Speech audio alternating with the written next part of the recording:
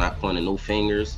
I'm just asking everybody, all the judges or anybody who's working on the case, to do what's right and do their job the correct way, even if you overlook something or didn't see something. Everybody makes mistakes, as I said before, but you know, it's time to actually do your job and look at everything and get it correct, because you know, you cannot use fraud to continue anything in this world. You can't use fraud to help you get forward in life. Then, you know, try to continue on your fraud. Right. Why do you not insert yourself, but you're on top of every topic, right? Yeah. I'm just watching. I'm participating. I'm being part of culture. I'm just telling you my opinion. Right. Look, because you're part of the culture. Like I can't say anything now. I'm out of it. I'm like I'm going to Dre's studio and just sit with Dre a little. Right. And then, you know, maybe I stay out of trouble. Nah. JayZ might have 99 problems, but this one, it might just be the biggest yet. Because a judge has officially told Hav, you've got a deadline. And that deadline is July 18th to respond to a paternity case that just won't disappear. But here's the twist. 50 Cent is throwing fuel on the fire. Nicki Minaj, she's tossing in the whole gas can. And Beyonce, well, allegedly she's trying to shut it all down behind the scenes. Yeah, this story is wild. And it's only getting messier. Let's break it all down. After years of ducking, dodging, and denying, JayZ's alleged son, Ramir Satterthwaite, has finally been given the green light to move forward with his case. The judge ruled JayZ must respond to the complaint by July 18th, 2025. And yes, that's Sean Corey Carter on the hot seat. So, how did we get here?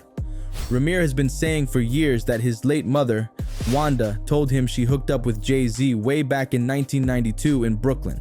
According to her, they used protection, it failed, and poof, baby Ramir. Jay allegedly came back 2 weeks later, then vanished like a ghost in the Rock Nation machine. Now, who's making the most noise about this? 50 Cent, of course. Because if there's tea to spill and a rival to troll, you know Fifth is in the mix.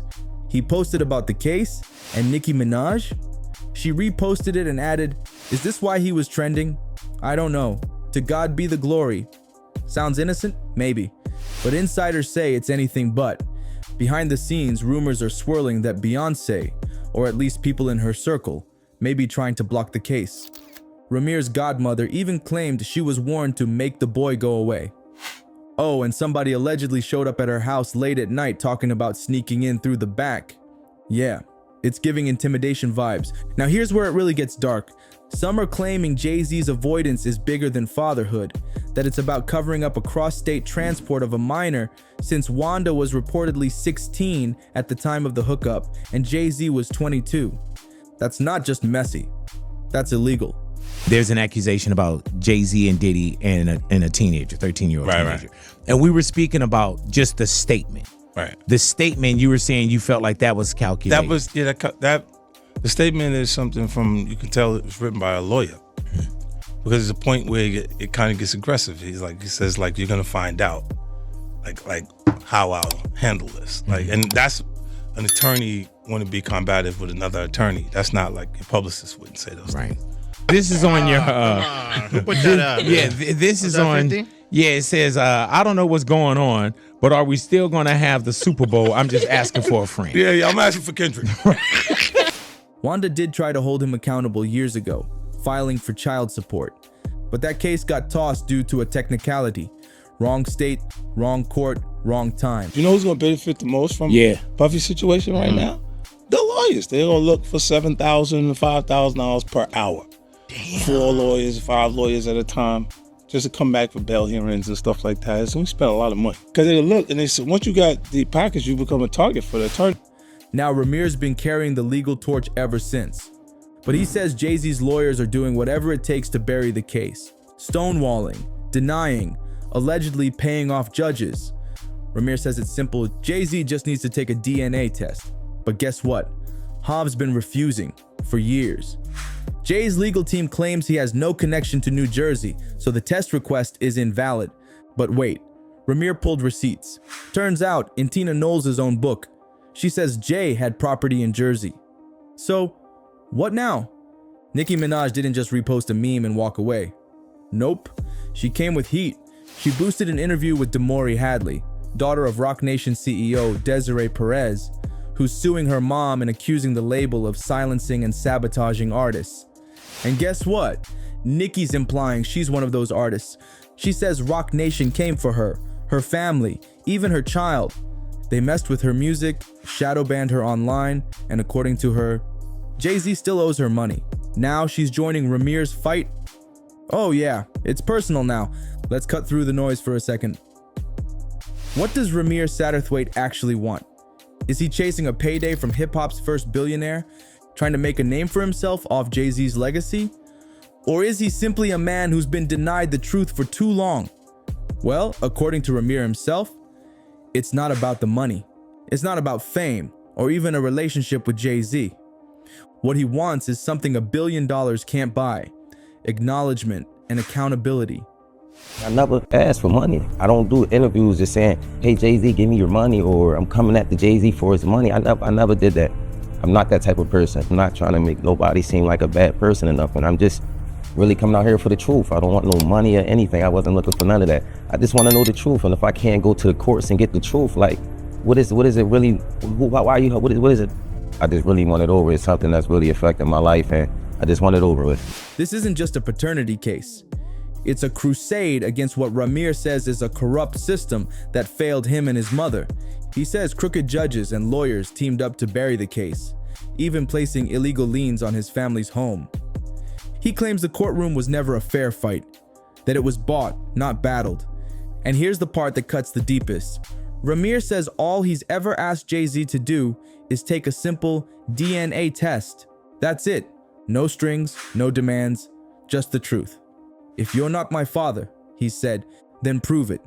But if you are, then why hide? Why lie? Why let this drag on for decades?